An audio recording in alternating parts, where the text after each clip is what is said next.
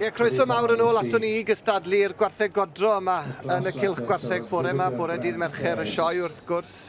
Dyna ni Elfyn Thomas y beirniad sydd wedi bod yn beirniadu y dosbarth yma, sef y Parau Wartheg yn eiddo i'r un perchenog, neu o'r un stabal fel petai, ac mae'r Holsteins yma'r jerseys a'r Brown Swiss, a mae Geraint Jenkins, Ceri Caraneg, gennym gwmni a Morgan Tiwdor Llysyn, ac mae'r dosbarth yma wedi bod dosbarth cryf iawn Morgan yn do. Mae gen y beirniad dipyn o waith i cymryd allan y gorau fan hyn, dwi'n meddwl. Swn i'n mynd i creu job fod e. Ond mae yna Parau Wartheg wedi dal dy sylw di, Geraint? Yni, fi'n credu mae'r ddwy ledi yn arwen fan hyn, Buwch yr Holstein. Y ddwy ddi a gwyn i ni'n gweld o'n blaenau ni. Ie, maen nhw'n ddwy buwch trydyll o, ond nhw'n sefyll yn ail ac yn drydydd yn ei dosbarthiadau mewn dosbarth o 10 ddoe. A maen nhw'n ddwy buwch pwerus dros ben. Fi'n credu bydd yna'n go agos iddi. Mae'r ddwy nhw'n symud yn dda, nhw'n gerddediad rhydd ac cywir nhw. Ond, ie, beirniad am siarad.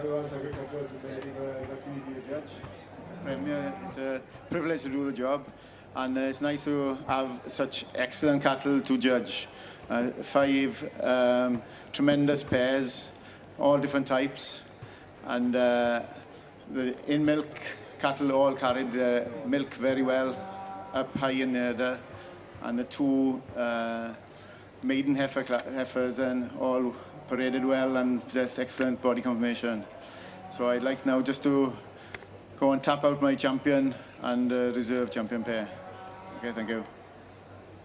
Wel, dyna ni Elfyn Thomas wedi anerch y dorf, a nawr fydd e'n mynd ati i ddewis y pencampwyr. Mae'n cerdded nôl amlan, heibio'r Brown Swiss nôl at y jerseys, y ddwy heifer fach ar y pen. Mae wedi stopio o flan y ddwy Holstein. Geraint, mae'n dod at y rhai nes di bigo allan ydi, wir, ond ti'n iawn, da iawn, wir ychan. Wedi mynd am y ddwy Holstein di a gwyn, a'r ddwy Holstein coch a gwyn wedyn yn mynd ar gil wabr. Atgoffa ni fel wedys ti gyda'i pam y ddwy yma, beth sy'n gwneud nhw mor arbennig i ti? Ie, i ti gael ddwy buwch fel hyn, mae'r hein yn buwch o'r Sioe, ond maen nhw hefyd yn apelio'r dyn commercial hefyd, dwy buwch pwerus o'r tu blaen, mae'r lled yn nhw. Mae'r ochr fy niwedd, maen nhw'n dairy-fied. Pam ti'n mynd ôl i'r gader, mae gen ti'r gwerthiannau llathau wel mor amlwg, a mae'r cadeirau ôl. Ie, waw. Wara teg i Bev Baker ar teulu. Chrissy ferch, welwn ni ar y dde fan hyn. Mae wedi sioean ledled y wlad eleni, ac mae'n braf iawn gweld merch ifanc sy'n gweithio'n tu hwnt o galed, bob yn ddyddiol yn cael uchelod. Yndi wir. Llongorchiadau mawr iawn i'r teulu.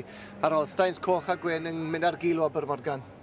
Ond maen nhw'n pair da iawn sy'n mynd â fe gilydd yn dda, a dwi'n bersonol, bod yn well i'n coch, dwi'n cymaint o fan o'r coch. Mae'r dda gwyn yn sefyll allan.